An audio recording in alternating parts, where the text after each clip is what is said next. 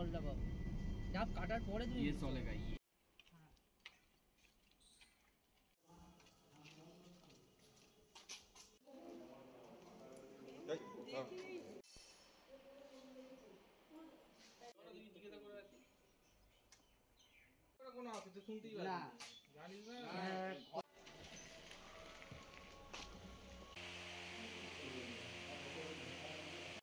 এই যে মুখার্জি বাড়িকে বাগবাড়ি বলা হয়। নমস্কার, স্বাগত জানাই আপনাদের সকলকে একটা নতুন ভ্লগে। এই ভ্লগটা হলো গিয়ে ষষ্ঠীর যে ভ্লগ আমরা করেছিলাম নন্দীবাড়িতে, সেটারই কন্টিনিউয়েশন একরকম আপনারা বলতে পারেন। কারণ ওই একই দিনে আমরা মেমারিতে গিয়ে এই তিনটে দুর্গাপুজো কভার করি। গ্রাম বাংলা ও বনেদি বাড়ির পুজো যখনই মাথায় আসে একটা অন্যরকম টান অনুভব করি। আমাদের আজকের প্রথম গন্তব্যস্থল হলো আমোদপুর চৌধুরী বাড়ি। এই চৌধুরী বাড়ির দুর্গাপুজো হলো প্রাচীন, যার ইতিহাস প্রায় 350 বছরের বেশি পুরনো। শ্রীবাস্ত সেন শর্মা, যিনি গৌররাজ লক্ষণ সেনের কবি ছিলেন, তিনি শুরু করেন এই চৌধুরী বাড়ির পুজো। মুঘল সময় পরিবারকে চৌধুরী উপাধি ও আমোদপুরের জমি দেওয়া হয়। এখন বাজে 1:22 আর আমরা এসে পৌঁছে গেছি আমোদপুর জমিদার বাড়িতে। শাহজাহানের সময় বর্গী আক্রমণ থেকে পরিবার আমোদপুরে এসেছে।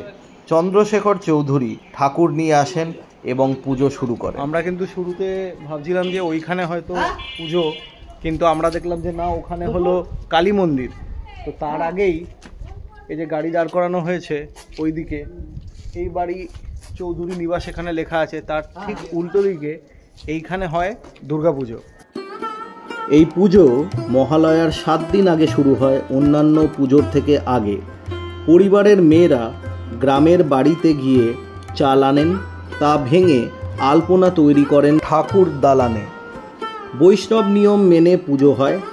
এখানে প্রাণী বলি নয়, তার বদলে চাল কুমড়ো ও আখ দেওয়া হয়। সপ্তমীতে লক্ষ্মী পুজো, অষ্টমীতে ভোগ দেওয়া হয়, দশমীতে নারায়ণকে ভোগ দেওয়া হয় এবং গোবিন্দের কাপড় দেওয়া হয়। বড় বাড়ি 375 বছরের পুরনো। বড় ছাদ, পুরনো আসর ও ঠাকুর দালান আছে।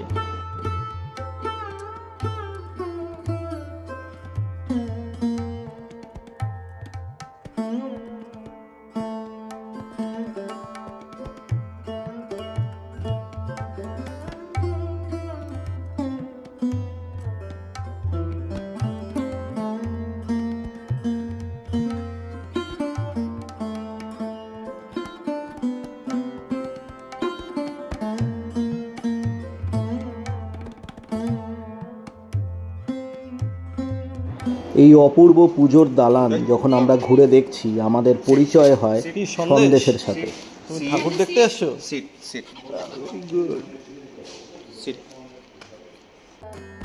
দিঘির পাশে 4টি শিল্পিত মন্দির আছে, যার বয়স ধরা হয় 550 বছরেরও বেশি।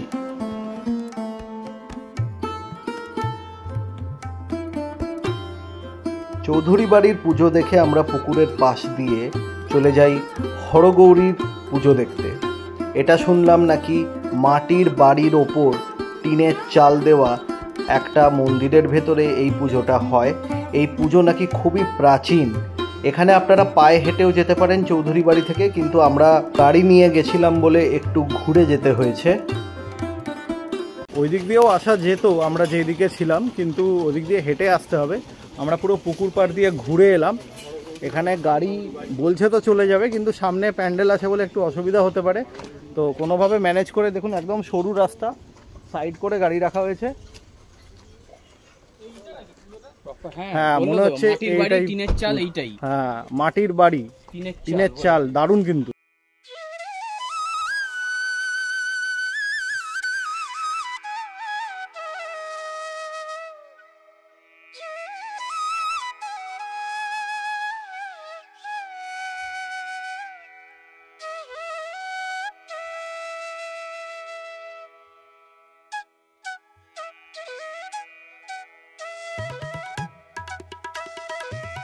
হরগৌরীর পুজো দেখে আমরা এগিয়ে চললাম আমোদপুরের মুখার্জি বাড়ির দিকে, যাকে বাগবাড়ি বলেও জানা যায়। তার দুর্গাপুজো এক গর্বিত ও ঐতিহাসিক উৎসব, যা দেশের স্বাধীনতা আন্দোলনের সাথে ওতপ্রোতভাবে জড়িত। বাগবাড়ির দুর্গাপুজো শুরু হয়েছিল প্রায় 350 বছর আগে, ব্রিটিশ শাসনের সময়। এই বাড়ি ছিল একটা গোপন আশ্রয় কেন্দ্র স্বাধীনতা সংগ্রামের জন্য। তারা রাতে এসে ঠাকুরে পুষ্পাঞ্জলি দিত এবং ভোরের আগে চলে যেত যাতে ধরা না পড়ে। এই বাড়ি ছিল একটা সাহিত্য শিল্পের কেন্দ্র। রবীন্দ্রনাথ ঠাকুর, ডিএল রয়, কাজী নজরুল ইসলাম এবং বাঘা যতীন এই বাড়ি এসেছেন। পরিবারের একজন যতীন্দ্রমোহন বাগচি ছিলেন বাংলার বিখ্যাত কবি। বাগবাড়ির দুর্গাপুজো শুধুমাত্র ধার্মিক নয়, এটা একটা দেশভক্তি, সাহিত্য ও ইতিহাসের জীবন্ত ছবি।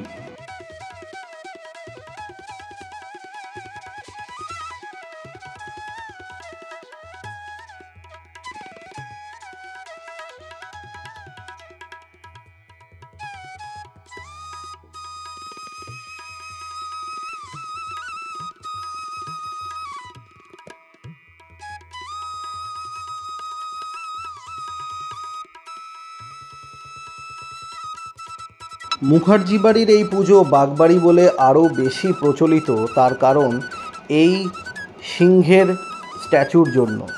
বাড়ির বাইরে ঢোকার আগে ঠিক এই পিলারগুলোর ওপরে এই সিংহের স্ট্যাচু ছিল, যেগুলো এখন ভেঙে পড়েছে। এবং বাড়ির ওপরে যদি দেখেন, বাড়ির ওপরেও কিন্তু সিংহের দুখানা স্ট্যাচু আছে। মাঝখানে অনুমান করছি ঘড়ি ছিল, যেরকম ব্রিটিশ সময়কার বিল্ডিংগুলোতে আমরা দেখতে পাই। আজকের ব্লগটা এখানেই শেষ করছি, কারণ খুব শিগগিরই আমরা আসব আরেকটা নতুন বনেদি বাড়ি গ্রাম বাংলার পুজো নিয়ে। আশা করি আপনাদের এই ব্লগটা ভালো লেগেছে। ভালো লাগলে লাইক করুন, শেয়ার করুন আর অবশ্যই সাবস্ক্রাইব করুন। ভালো থাকবেন, সুস্থ থাকবেন আর দেখতে থাকবেন বাঙাল পোলা।